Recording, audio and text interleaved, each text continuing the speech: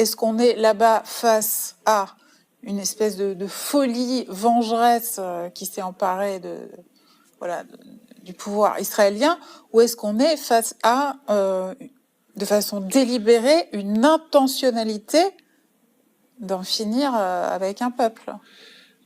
Quand on voit comment les choses se sont déroulées depuis le 7 octobre, et puis comment l'armée israélienne, elle a commencé par des bombardements atroces, puis après envahir Gaza avec des plans bien précis et tout, l'idée qui nous vient à la tête, et c'est celle à laquelle je crois, c'est que cette attaque, elle est planifiée depuis très longtemps. Mais ils attendaient un prétexte. On ne peut pas dire que c'est simplement la question de colère.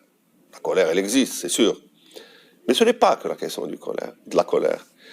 Quand on déplace 90% de la population du nord vers le sud dans des conditions horribles, l'hiver, cette année, l'hiver, il a été très pluvieux.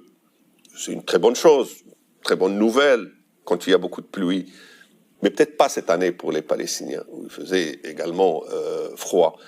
Quand on détruit les hôpitaux, quand on détruit les universités, nous avons vu par exemple la destruction des universités, pas par des bombardements aériens ou par des tanks, non, dynamité de l'intérieur.